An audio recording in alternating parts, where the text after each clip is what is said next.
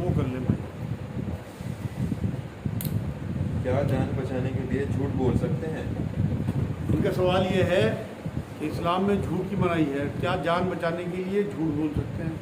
بھائی دیکھیں, دین میں اللہ رب العزت نے اپنے رسول کے ذریعے بات ہمیں سمجھا دی کہ کافر لوگوں میں آپ پھنس جائیں یا دشمنوں میں کہیں پھنس جائیں تو جھوٹ بول کے آپ اپنی جان بچا سکتے ہیں, لیکن قاضی کے یا جج کے سامنے آپ جھوٹ بول کے اپنی جان نہیں بچا سکتے.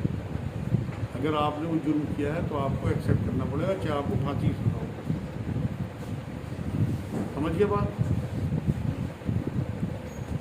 بہت سے لوگ انڈیا کو دارالحرم کہہ کر سود کو جائز ہونے کا فتویٰ دیتے ہیں, کیا یہ ٹھیک ہے؟ ہاں, میں نے بھی سنا ہے کہ بہت سے عالم حضرات جو ہیں ہمارے وہی کہتے ہیں کہ دارالحرم ہے, اس میں سود کا لین دین جائز ہے. بھائی دیکھو, دارالحرم کی میں آپ کو ڈیفینیشن بتا دوں. دارالحرم وہ جگہ ہے جہاں آپ کو اپنے دین پہ چلنا, اپنی نمازیں پڑھنا, اپنی شادی بیاہ کی جو رسومات ہیں آپ کے نکاح وغیرہ کے, وہ یا دین کی دعوت دینا, یہ سب آپ کو پابندی ہو اور آپ نہ کر سکیں, وہ دارالحرم ہے. اس ملک میں آپ رہتے ہوئے اپنی تمام تر عبادتیں, اپنی نمازیں, اپنی مسجدیں, اپنے مدارس آپ نے قائم کیے ہوئے ہیں, اپنی مرضی کے آپ مالک ہیں, اپنی مرضی سے شادی کرتے ہیں, دین پہ چلتے ہیں, اپنے کاروبار کرتے ہیں, نوٹ کماتے ہیں, اور سب سے بڑی بات یہ ہے کہ آپ اپنے دین کی تبلیغ کرتے ہیں.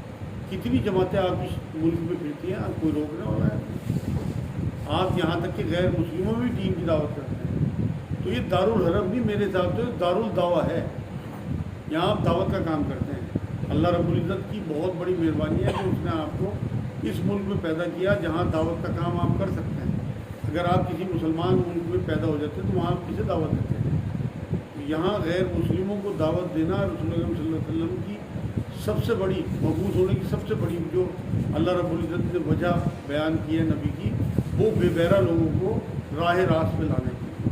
تو یہ سب سے بڑا اللہ رب العزت کا کرم ہے آپ کے اوپر کہ آپ کو اس ملک میں پیدا کیا, اپنے کیریکٹر سے, اپنی زبان سے, اپنے علم سے لوگوں کو دعوت دینا شروع کیا.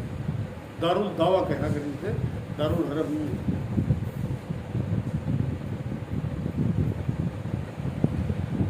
جو لوگ ہم سے ہی اپنے لوگوں کی مخبری کرتے ہیں ان کے لیے کیا ہوئی ہے؟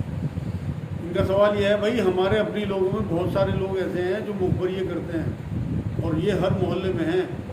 کچھ نہیں پتہ کچھ کہاں کب کون بیٹھ جائے آ کے اور مخبری کرتے ہیں. آپ لوگ جو ہے وہ بے فکر ہو کے کہیں میٹنگیں نہیں کر سکتے. آپ کو احتیاط کرنی پڑتی ہے. اس کی وجہ ہے کہ آپ ہی لوگوں میں سے, ہم ہی لوگوں میں سے, ہمارے ہی بھائی وہ مخبری کرتے ہیں چند ٹکوں کے لیے, اور اس کی بہت بڑی وجہ جہالت ہے. کہ پولیس کے پاس بیٹھنا یا ان سے 100-200 ہزار روپے لے لینا اور اپنی قوم کی جڑیں کھودنے والی بات ہے. دیکھو, منافقوں کی جو قرآن بیان کرتا ہے نا, سب سے بڑی صفت وہ یہی ہے کہ جڑیں کھودتے تھے مسلمان. حالانکہ اس دور میں ہم کسی بھی منافق کا فتویٰ تو نہیں لگا سکتے, لیکن یہ بہت بڑے گناہ کی بات ہے کہ اپنی قوم کی جڑیں کھودیں. کیونکہ جب آپ کسی کے ہاتھ میں رائی دیں گے اسی کا تو پہاڑ بنائے گا. آپ جب مخبری کرتے ہیں اپنی قوم کے لوگوں کی, کسی ایک گروپ کی آپ نے مخبری کری, اس کا پورا گھر متاثر ہوتا ہے. اگر ان میں سے کوئی 2-4 لوگ بھی پکڑے گئے جھوٹے یا سچے, تو اس کا پورا گھر, اس کے بیوی بچے سب متاثر ہوتے ہیں. تو میرے نزدیک, میرے علم کے نزدیک یہ منافقت ہے. اور منافق مسلمانوں میں سے چھانٹے جائیں گے, کافروں میں سے نہیں چھانٹے جائیں گے. اور منافقوں کا درجہ قرآن جو ہے وہ مشرکوں سے بھی نیچے دوزخ میں بیان کرتا ہے کہ یہ مشرکوں سے بھی نیچے ہوئے ہیں. دوزخ میں اتنا گہرا درجہ ہوگا ان کا کہ یہ نکل ہی نہیں سکتے وہاں. نماز پڑھتے ہوئے کوئی سلام کرے تو کیا جواب دے سکتے ہیں؟ بھائی ان کا سوال ہے سلام کا جواب دے سکتے ہیں کہ نماز پڑھتے ہوئے؟ بھائی اب نہیں دے سکتے. ویسے نبی اکرم صلی اللہ علیہ وسلم کے زمانے میں, شروع زمانے میں کوئی نبی اکرم صلی اللہ علیہ وسلم کو سلام کرتا تھا تو نبی بھی اور صحابہ بھی جواب دے دیا کرتے تھے. لیکن حبشہ سے ہجرت کے بعد جب آگے صحابہ نے سلام کیا, نبی اکرم صلی اللہ علیہ وسلم نماز پڑھ رہے تھے, حضور نے جواب نہیں دیا. سلام پھیرنے کے بعد پھر انہیں منع کیا کہ اب سلام نہیں کرنا, کیونکہ نماز جو ہے وہ توجہ کی چیز ہے, اس میں خدا کی طرف آپ کی توجہ ہونی چاہیے, اس میں کوئی آپ کلام نہیں کریں. تو بالکل اب جو ہمیں شریعت دی گئی ہے اس میں آپ سلام کا جواب نہیں دے سکتے. ایسا واقعات کیا کہ آپ صلی اللہ علیہ وسلم نے نماز پڑھائی ہو اور غلطی ہوئی ہو, جیسے ظہر کی 4 رکعت ہوتی ہے تو وہ ہوتی ہے آپ ہاں ہوئی ہے، اگر وہ نہ ہوتی تو ہمیں سجدہ سہو کیسے ملتا؟ بھائی نبی اکرم صلی اللہ علیہ وسلم، ان کا سوال یہ ہے کہ کیا حضور اکرم صلی اللہ علیہ وسلم سے ایسا ہوا ہے کہ 4 رکعت کی نیت باندھی ہو، 5 پڑھا دی ہو یا 3 پڑھا دی ہو؟ بالکل ہوا ہے۔ ایک بار حضور اکرم صلی اللہ علیہ وسلم 5 رکعت پڑھا دی، اس کے بعد سجدہ سہو کیا۔ دیکھو اللہ نے ایسا انتظام کر کے بھیجا اس شریعت میں نبی کے ذریعے کہ ہر چیز کو سنت بنا دیا۔ دیکھو نبی کے علاوہ آپ کسی بڑے سے بڑے بزرگ کی کسی بات کو مان تو سکتے ہو، لیکن وہ آپ کے لیے سنت کا درجہ نہیں رکھتی۔ نبی اکرم صلی اللہ علیہ وسلم سے اگر یہ غلطی نہ ہوتی، اللہ نہ کراتا، غلطی بھی ہمارے لیے تھی، چاہے وہ ایک ہی بار ہو۔ اب ایک بار حضور اکرم صلی اللہ علیہ وسلم نماز پڑھنا ہی بھول گئے، اتنا اندر چلے گئے جنگل میں کافروں کے پیچھے، جنگ احزاب کا معاملہ ہے شاید، کہ نماز پڑھنا ہی بھول گئے اور پھر قضا پڑھی۔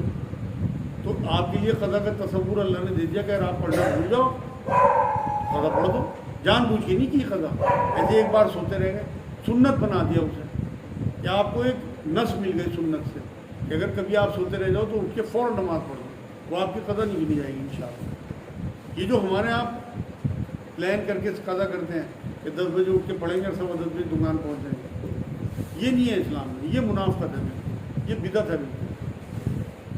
تو اس لیے نبی سے یہ ہوا ہے اور یہ ہمارے لیے ہوا ہے تاکہ امت کو یہ ایک راستہ مل جائے کہ سجدہ سہو ایک چیز ہے جو آپ کی نمازوں کی غلطیوں کو دور کرا دے۔ کیا ہر نماز کے بعد اجتماعی دعا سنت ہے؟ ان کا سوال ہے کیا نماز کے بعد اجتماعی دعا سنت ہے؟ نہیں بھائی، بالکل سنت نہیں ہے، ہمارے یہاں کی جاتی ہے، اس علاقے میں کرنے میں کوئی حرج نہیں ہے کیونکہ منائی نہیں ہے، لیکن سنت نہیں کہہ سکتے اسے آپ۔ اچھی چیز ہے، کر لینی چاہیے، محنت کے بعد مزدوری ملے، اللہ کے آگے گیٹ جڑائیں، لیکن اسے سنت کا درجہ نہیں دیا جا سکتا۔ سعودی عرب میں آپ جائیں آج بھی نہیں ہوتی وہ، کیونکہ وہ لوگ توحید کے پکے ہیں اور انہیں سنتوں کا بھی اندازہ ہے، تو وہاں کوئی دعا نہیں ہوتی۔ لیکن آپ منع اس لیے نہیں کر سکتے کہ رسول اللہ صلی اللہ علیہ وسلم کی کوئی حدیث منع کی بھی نہیں ہے۔ آپ کچھ پوچھ رہے تھے بھائی؟ لیڈیز کا انتقال ہو گیا تو اس کے گھر والے کہنے لگے کہ وہ یہ کہہ کے مجھے انتقال کے مریض ہیں کہ جب میرا جنازہ جائے تو میرے کفن کے اوپر لال دوپٹہ ہوتا ہے اڑایا جائے، تو انہوں نے روکا، تو کچھ آدمیوں نے آپ نے غلط کرایا، اور وہ کہنے لگے تو بچت کر کے مری، تو ان کی بچت تھی مرنے کے بعد میں رہی یا ختم ہو گئی، انہیں یہ ایسا کرنا چاہیے تھا نہیں؟ بالکل ان کا سوال یہ ہے کوئی وصیت کر گئی تھی کہ میرے کفن پہ لال دوپٹہ ڈال دیا جائے، تو وہ ٹھیک کیا بعد میں جب لال دوپٹہ ڈالا یا ٹھیک نہیں کیا؟ بالکل ٹھیک کیا بھائی، کوئی منائی نہیں ہے۔ نبی کریم صلی اللہ علیہ وسلم کی بہت سارے تبرکات تھے جو صحابہ کرام وصیت کر کے جاتے تھے کہ میرے پاس حضور کا عصا ہے، وہ میرے ساتھ قبر میں رکھ دینا، میرے پاس حضور کے بال ہیں، وہ میرے ساتھ قبر میں رکھ دینا۔ اگر وہ دوپٹہ اسے کسی اپنی استاد سے کسی بزرگ سے یا اپنی ماں کی نشانی ہے اور وہ اسے لگتا ہو کہ میرے ساتھ قبر میں جائے، کوئی حرج نہیں ہے اس میں، کہیں دین نہیں روکتا ان چھوٹی چھوٹی باتوں سے۔ آپ سجدہ سہو کا صحیح طریقہ کیا ہے؟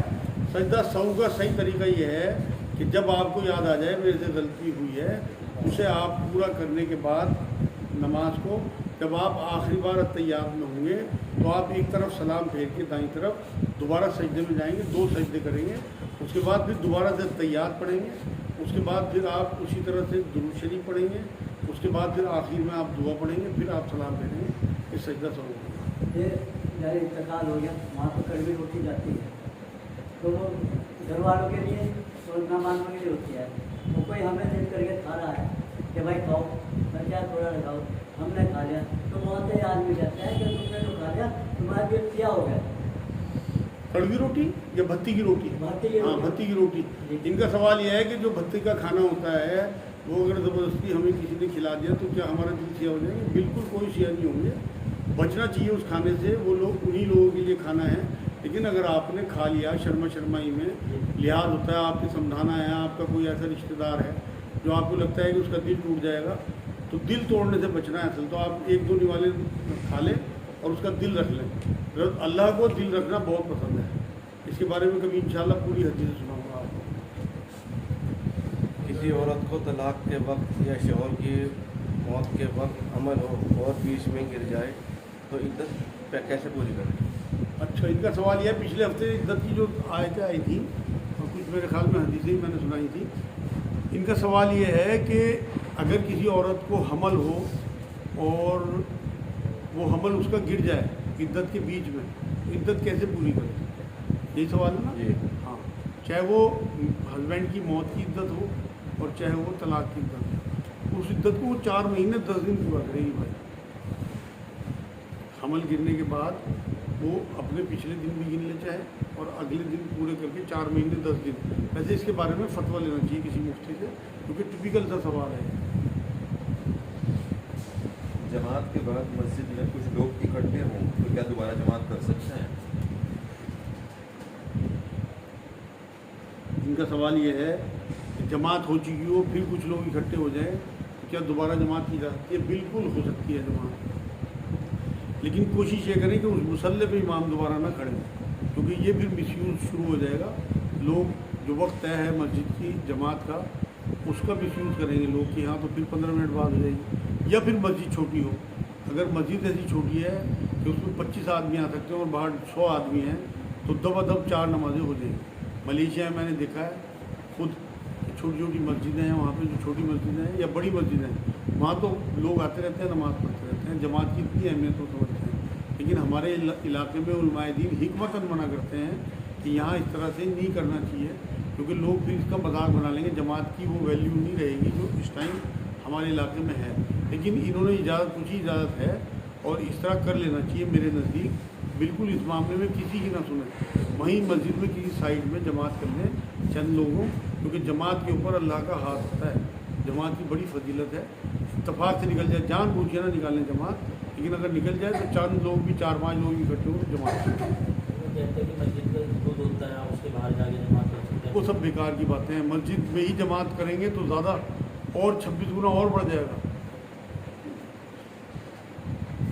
سوال ہے، وضو ہو اور نیند کا جھونکا آ جائے تو وضو ٹوٹنے کا شک ہو تو کیا دوبارہ وضو کر سکتے ہیں؟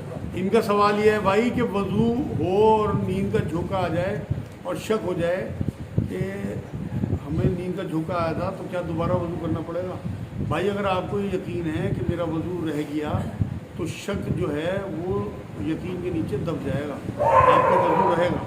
اگر آپ کو یہ یقین ہے کہ میں نے وضو کیا ہوا تھا، ہلکا سا جھونکا آیا، میرا وضو نہیں ٹوٹا، تو آپ کو کوئی وضو کرنے کی ضرورت نہیں ہے، آپ کا یقین زیادہ قوی ہے اللہ کی نظر میں بنسبت شک کے۔ جیسے کوئی لیبر ہے ہمارے یہاں جو روڈ لگ جاتی ہے، اس سے اچھا ٹریٹمنٹ کراتے ہیں گھر سے زیادہ، تو کیا وہ پیسہ بھی زکات میں لگ سکتا ہے؟ ان کا سوال یہ ہے کہ جو لیبر ہمارے یہاں ہیں ان کا ہم ٹریٹمنٹ کراتے ہیں، کیا وہ پیسے زکوٰۃ میں لگ جائیں گے؟ بالکل لگ جائیں گے، کیونکہ آپ کے اوپر آپ ان کی تنخواہ دیتے ہو نا، ان کا تمام علاج وہ اپنی تنخواہ میں سے کرائیں گے۔ لیکن اگر آپ کو یہ لگتا ہے کہ ان کی حالات ایسی نہیں ہیں، ہم ان کا اچھا ٹریٹمنٹ کرا دیں گے تو یہ بچ جائے گا یا اس کی صحت اچھی ہو جائے گی، تو سب سے پہلے انہی کا حق ہے جو آپ کی خدمت کر رہے ہیں، جو آپ کے کام آ رہے ہیں، تو آپ کی زکوٰۃ پہلے آپ کے رشتہ دار، آپ کے ملازمین، آپ کے پڑوسی، اس کے بعد بھی بچے پھر آگے جائیں گے۔ کوئی داڑھی والوں کو اگر حقیر سمجھے تو کیا سمجھائیں؟ ان کا سوال یہ ہے کوئی داڑھی والوں کو حقیر سمجھے تو کیا سمجھائے؟ کوئی سمجھانے کی ضرورت نہیں، وہی حقیر ہے سالہ۔ کیونکہ دیکھیں داڑھی جو ہے وہ نبی اکرم صلی اللہ علیہ وسلم کی سنت ہے، صحابہ اکرام کی سنت ہے۔ آپ داڑھی نہیں رکھتے وہ بات الگ ہے، لیکن داڑھی کو حقیر سمجھنے والا تو آپ دیکھو نا کس درجے میں ہوگا۔ کوئی آدمی مان لو اگر گناہ کرتا ہے اور توبہ کرتا ہے تو وہ تو چلے گا، لیکن اگر گناہ پہ اڑ گیا کہ میں جو کر رہا ہوں وہ ٹھیک ہے، وہ تو کیا دھار پہ بھائی تو داڑھی نہیں رکھ رہا، کم سے کم داڑھی والوں کی توقیر تو کر کہ میرے نبی کی داڑھی تھی، تیرا ایمان ہی جب پکا ہوگا، تو نے حقیر سمجھا داڑھی والوں، تو ایمان سے ہی کیا فارغ، کیونکہ نبی کی محبت کے بنا تو ایمان ہی مکمل نہیں۔ حضرت عمر کو کہی رسول پاک نے بات، جب پوچھا کہ عمر تجھے سب سے زیادہ عزیز کون ہے؟ کہنے حضور آپ مجھے سب سے زیادہ عزیز ہے، میرے ماں باپ، بہن بھائی، میرا مال، میری دولت، سب سوائے میری اپنی جان۔ حضور نے عمر بات نہیں بنی، پھر انہوں نے تھوڑا سا دل کی طرف تھوڑا سا مجھے میں کہہ رہا تھا مراقبہ دھیان کرا، اور پھر جب گردن اٹھائی کہ حضور اب آپ مجھے اپنی جان سے بھی زیادہ عزیز، حضور نے عمر بات بن گئی، اللہ وہ ایمان مکمل ہوا تیرا۔ اور اس کے بعد روایتوں میں لکھا ہوا ہے کہ اس کے بعد عمر کا کوئی ایسا سفر یا کوئی ایسا لمحہ نہیں گزرا کہ جب بھی حضور کسی سفر میں پیدل یا کہیں جاتے ہوتے تھے عمر اس طرح منڈراتے تھے کہ پیچھے جان دینے کو تیار، تو حضور کی جان پہ کوئی بات نہ آ جائے اس واقعے کے بعد۔ زکوٰۃ بتا کے دینی چاہیے، مطلب کسی کو دے رہے ہیں زکوٰۃ کی، زکوٰۃ کا پیسہ ہے بتانا ضروری ہے؟ ان کا سوال یہ ہے کہ زکوٰۃ کسی کو دیں تو کیا زکوٰۃ کا پیسہ بتا کے دینا ضروری ہے؟ بالکل ضروری نہیں ہے، آپ بنا بتائے دے سکتے ہیں، آپ تحفہ کہہ کے دے سکتے ہیں، آپ اسے اپنی طرف سے ایک ہدیہ کہہ کے دے سکتے ہیں، کچھ بھی آپ بنا سکتے ہیں، لیکن اس دور میں زکوٰۃ کو حقیر سمجھا جانے لگا۔ زکوٰۃ لینے والے یہ سمجھتے ہیں کہ یہ اچھا کام نہیں ہے، یہ ہم برا کام کر رہے ہیں، بیاج پہ بینک سے پیسے لے لیں گے، 10% پہ حرام کے پیسے لوگوں سے لے لیں گے، زکوٰۃ بھی لیں گے۔ یہاں بھی وہی بات ہے جو میں نے ابھی جواب دیا، داڑھی کو حقیر سمجھنا، داڑھی نہ رکھیں، اللہ رب العزت سے توبہ کریں معافی مل جائے گی، حقیر سمجھیں گے معافی نہیں ملے گی۔ زکوٰۃ نہ لیں، اسے حقیر نہ سمجھیں، اس لیے اب دینا بتا کے ضروری ہو گیا کیونکہ اسے زکوٰۃ کو حقیر سمجھنے لگے۔ یہ فرض ہے، 5 ہی تو فرض ہیں اسلام کے، اس میں سے ایک زکوٰۃ ہے۔ آپ کسی بھی فرض کو حقیر سمجھنے لگو، آپ کا ایمان رہ جائے گا۔ آپ نماز کو حقیر سمجھو کہ میں نہیں پڑھتا، معاذ اللہ، ہے کیا نماز؟ آپ گئے، آپ اسی طرح سے آپ حج کو حقیر سمجھ لو، روزے کو حقیر سمجھ لو، رہ جائے گا ایمان آپ کا۔ تو اس لیے بتا کے دو کہ زکوٰۃ کے پیسے لینا ہو لینا ہی نہیں تو میں کسی اور کو دوں گا، اس دور کی وجہ سے بتا رہا میں، کیونکہ لوگ حقیر سمجھنے لگے، ورنہ کوئی ضرورت نہیں ایسے بتانے کی۔ کوئی الجھی داڑھی رکھتا ہو تو اسے کیسے سمجھائیں؟ ان کا سوال یہ ہے کوئی الجھی ہوئی داڑھی رکھتا ہو بے ترتیب سی، اسے کیسے سمجھائیں؟ بھائی اسے حدیث سنائیں، نبی اکرم صلی اللہ علیہ وسلم نے یہ بات فرمائی ہے کہ اپنے بالوں کا اکرام کیا کرو۔ ایک صحابی بیٹھے ہوئے تھے، ان کے الجھے ہوئے بال، الجھی ہوئی داڑھی تھی، حضور صلی اللہ علیہ وسلم نے انہیں اشارے سے کھڑا کیا اور یہ کہا اپنا حلیہ ٹھیک کر کے آؤ۔ کیسی سجی ہوئی داڑھی نبی اکرم صلی اللہ علیہ وسلم کی تھی، اگر میں آپ کو بتا دوں روح کچھ ہو جائے آپ۔ چہرہ مبارک ایسا دمکتا چمکتا تھا داڑھی کی وجہ سے کہ جیسے نور برس رہا اوپر سے۔ تو خوبصورت داڑھی رکھنا نبی کی سنت ہے، اس داڑھی کا خیال رکھنا۔ حضور کے جھولے میں جو جو چیزیں ہوتی تھیں وہ اگر میں آپ کو بتاؤں، تیل کے ساتھ ساتھ اس میں کنگھا بھی ہوتا تھا۔ اپنی داڑھی اور اپنے بال مبارک حضور ٹھیک کرتے رہتے تھے، بڑی سنتوں میں ہے یہ۔ اگر آپ اپنی جیب میں کنگھا رکھیں تو حضور کی بڑی سنتوں پر عمل کریں۔ اور نماز میں ہونٹ نہ ہلائیں، صرف سوچتے ہوئے پوری نماز پڑھنا ٹھیک ہے؟ کیا سوال ہے؟ ہاں، ان کا سوال یہ ہے کہ نماز جیسے سوچتے پڑھ لیتے ہیں، ہونٹ نہ ہلائیں، تلاوت نہ کریں، تو کیا نماز ٹھیک ہے؟ بالکل بھی ٹھیک نہیں ہے، تلاوت بہت ضروری ہے نماز میں۔ ایسے قرآن دیکھ کر سوچ کر دل میں پڑھتے رہیں، کیا یہ بھی ٹھیک ہے؟ ان کا دوسرا سوال اسی سے ریلیٹڈ ہے کہ اگر قرآن کو اسی طرح دل میں پڑھ لیں، دیکھ کے اور سوچ کے، اور تلاوت نہ کریں زبان سے، تو کیا تلاوت مانی جائے گی؟ بھائی سوچنے کا دماغ کو ثواب مل جائے گا، دیکھنے کا آنکھوں کو ثواب مل جائے گا، زبان کو تلاوت کا ثواب نہیں ملے گا کیونکہ آپ نے زبان ہلائی نہیں۔ اس لیے آپ ایک آدھا جو استعمال کریں گے تلاوت میں، ان سب کو اجر ملے گا، آپ کی زبان کو، آپ کے دماغ کو، آپ کی آنکھوں کو، آپ کے قلب کو، جو جو چیزیں اس ٹائم قرآن میں انوالو ہوں گی، وہ سب چیزیں جو ہیں ان میں برکت بھی ہوگی اور انہیں اجر بھی ملے گا۔ آپ کی بینائی میں برکت ہوگی، آپ کی سوچ میں برکت ہوگی، آپ کا IQ لیول بڑھے گا، آپ کا دل کشادہ ہوگا، آپ کا قلب کشادہ ہوگا، آپ کا ایمان تازہ ہوگا، آپ کی روح قوی ہوگی۔ قرآن تو ایک ایسی چیز ہے جو اس سے جڑ گیا، اسے اللہ نے محترم کر دیا، چاہے وہ نبی اکرم صلی اللہ علیہ وسلم کی ذات مبارک ہو، چاہے مہینہ ہو رمضان کا، چاہے لیلۃ القدر ہو، چاہے وہ پہاڑ ہو، چاہے وہ غار ہو، چاہے وہ علاقہ ہو عرب کا، چاہے وہ زبان ہو عربی کی، جو جو چیز قرآن سے جڑ گئی وہ محترم ہو گئی۔ آپ جڑ کے دیکھو قرآن سے، محترم ہو جاؤ۔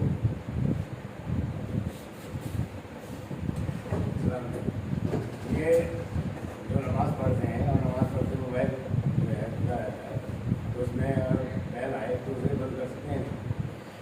ان کا سوال یہ ہے کہ موبائل بیچ میں بجے تو بیل بند کر سکتے ہیں؟ نہیں بھائی، اگر خارش آتی ہو کھجاتے ہو نہیں، بس اسی طرح موبائل بند کر سکتے ہیں جس سے کہ اور لوگوں کو ڈسٹربینس نہ ہو۔ بالکل آپ کی نیت یہ ہوگی، کوشش یہ کریں موبائل لے کے نہ جائیں۔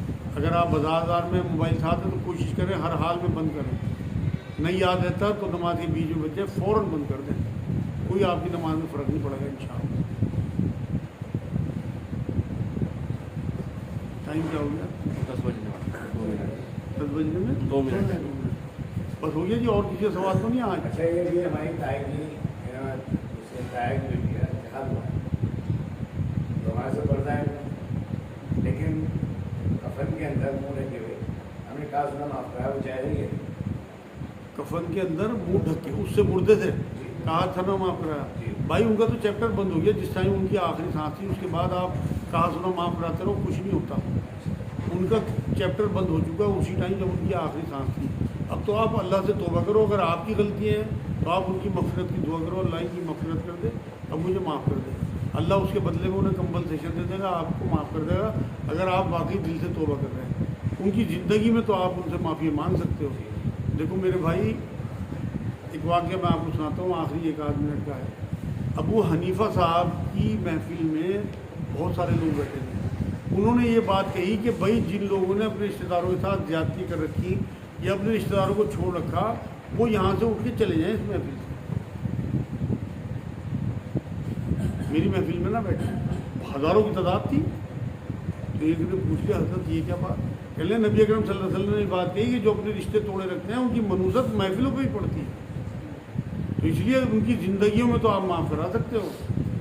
अगर आपने उन्हें छोड़े रखा और वो मर गए तो आपको महफिलों से ही बचना चाहिए, आपकी मनुसत से महफिलें भी ख़राब होंगी। तो इसलिए जल्दी जल्दी तौबा करो, उनकी ख़बर पे जाओ, अल्लाह से उनकी मग़फ़िरत की दुआ करो, उनसे कुछ नहीं मांगना। वो तो मुर्दा है, वो क्या कहाँ सुना माफ़ करेगी। अब तो आप अल्लाह से तौबा करो, उसकी मग़फ़िरत की दुआ करो। अच्छा, ये कुछ लोग जो है मज़ार पे जाते हैं और वहाँ जाकर दुआ मांगते हैं, क्या वो जायज़ है? इनका सवाल ये है, कुछ लोग मज़ारों पे जाते हैं, वहाँ जाके दुआएं मांगते हैं, क्या जायज़ है? बिल्कुल जायज़ है, लेकिन दुआ अल्लाह से मांगना। देखो वहाँ हर टाइम तिलावत होती है, सूरह फातिहा पढ़ी जाती है, अल्लाह के दोस्त दफन हैं। वहाँ जहाँ इतना कुरान पढ़ा जाता हो, इतने लोग जाते हों, तो वहाँ ज़रूर अल्लाह के अनवार उतरते हैं, नूर उतरते हैं अल्लाह के, और रहमत बरसती है। तो वहाँ अल्लाह से दुआ करनी चाहिए उन कब्र वालों के लिए भी कि अल्लाह इनकी मग़फ़िरत कर दे, मग़फ़िरत कर दियो तो दर्जे बुलंद कर दे, और अपने लिए भी उन कब्र वालों से कुछ नहीं मांगना, ना उन्हें उनकी कब्रों को चूमना, ना उन्हें छूना, ना उन्हें हाथ लगाना। आप वहाँ जाके सिर्फ अल्लाह से दुआ कर सकते हो, स्पेशल वहाँ भी नहीं जाना। आपका गुज़र हुआ कलियर से, आप रुक गए कि एक बुज़ुर्ग यहाँ दफन है, आपने वहाँ जाके अपने लिए अल्लाह मेरी भी सुन ले, तेरा दोस्त दफन है यहाँ, इसकी बरकतों से, अपनी रहमतों से मेरा ये काम कर दे, हुए रही 100 रुपया तू दे दे, आप गया 2 दफ़ा।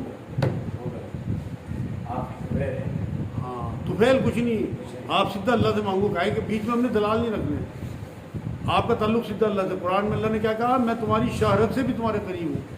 शहरत तुम्हारे साथ हर वक्त है, अल्लाह तुम्हारे साथ हर वक्त है। मांग के देखो, 5 नमाज़ें सही रखो और अपने माँ बाप को राज़ी रखो। शादीशुदा हो तो अपनी बीवी को खुश रखो। देखो बीवी की मोहब्बत रसूल अकरम सल्लल्लाहु अलैहि वसल्लम की बड़ी सुन्नतों में, और नबी मरते मरते आखिरी वक्त में विसाल मुबारक के वक्त ये कह के गए कि ये कमज़ोर हैं, इन्हें मैं तुम्हारे हवाले करके जा रहा, इनका ख्याल रखना, ये अपने लिए खुद कुछ नहीं कर सकती, इन्हें तुमने अल्लाह के नाम पे हलाल किया। तो जो जितने, और एक हदीस में तो इस बात तुम्हारे कमज़ोरों की वजह से तुम्हें रिज़्क़ दिया जाता है, और वहाँ इन्हें कमज़ोर बता रहे। तो हो सकता है तुम्हें रिज़्क़ तुम्हारी बीवी की वजह से मिल रहा हो जो कमज़ोर है, तो उनका बहुत ख्याल किया जाए। तो बस इंशाअल्लाह ताला ईमान मुकम्मल, आखिरत आसान, दुनिया आसान। अच्छा है, आप एक सामने जो है वो मोबाइल में दिल से फोटो ले रखा है मरी हुई का, वो मुँह खुला हुआ है, तो हमने देखा तो मुझे कहना चाहिए भाई नामहरम औरतों के फ़ोटो देखना या नामहरमों की चीज़ें देखना कतई हराम है, और हम आज यही कर रहे हैं। खुशी होता रहो इंतकाल, अगर वो नामहरम थी तो आप नहीं देख सकते, आपकी वालदा बिल्कुल देखो, यादगार है, आपकी बहन है, आपकी बीवी है, आपकी बेटी है, अगर कोई भी औरत जो महरम है बिल्कुल देख सकते हो। वमा अलैना इल्लल बलाग। आज काफ़ी टाइम हो गया, अगले हफ्ते नमाज जो है वो 8:30 ही रखेंगे इंशाअल्लाह। आखिरी हफ्ता है, इसलिए सब लोग खाना यहाँ खाएंगे, अपने साथ अपने दोस्तों को, घर वालों को ला सकते हैं। और हम इंशाअल्लाह कोशिश ये कर रहे हैं अगले हफ्ते से कि हम औरतों का ही प्रोग्राम शुरू कर दें। अगले हफ्ते आप अपनी लेडीज़ को, अपनी बहन को, बेटी को, वाइफ को लाना चाहें तो पर्दे में पीछे वो बैठेंगे, और इंशाअल्लाह उन लोगों का भी खाना ही होगा। सब लोगों की दावत भी है, और सब लोगों को ये भी छूट है कि वो किसी को भी अपने साथ ला सकते हैं। अस्सलाम वालेकुम।